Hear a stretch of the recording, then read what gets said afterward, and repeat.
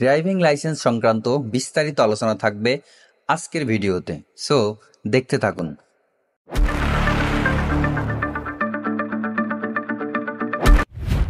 Driving licence করতে এখন ভোগান্তি পোহাতে হয় না। দালালের কাছে না যেয়ে সঠিক পদ্ধতি মেনে প্রতিটা ধাপ পার করলেই আপনি আপনার কাঙ্ক্ষিত ড্রাইভিং লাইসেন্সটি পেয়ে যাবেন। আজকে জানবো সকল ধরনের ড্রাইভিং লাইসেন্স করতে কত টাকা খরচ হয়। তার আগে চলুন জেনে আসি ড্রাইভিং লাইসেন্সের শ্রেণী সম্পর্কে। ড্রাইভিং লাইসেন্স সাধারণত দুই ধরনের হয়ে থাকে, পেশাদার এবং অপেশাদার। পেশাদার হলো যারা বাণিজ্যিক যানবাহন চালায় বা ড্রাইভিংটা আয় রোজগার এবং পেশা হিসাবে নিয়ে থাকে। আর অপেশাদার হলো যারা ব্যক্তিগত যানবাহন বাণিজ্যিক উদ্দেশ্য ব্যতীত চালিয়ে থাকে।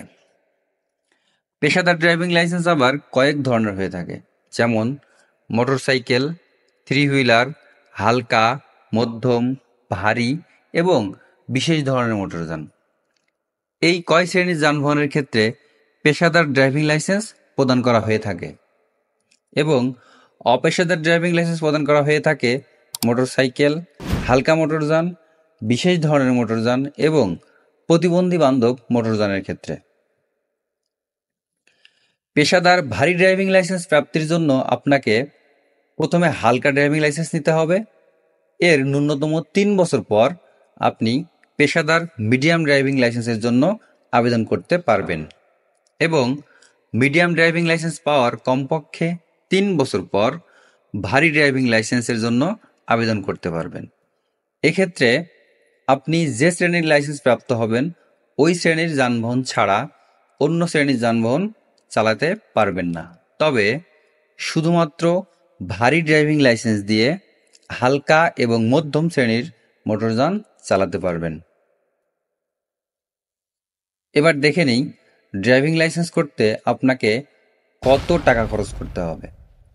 প্রথমত আপনাকে লার্নার বা শিক্ষানবিশ লাইসেন্সের জন্য আবেদন করতে হবে।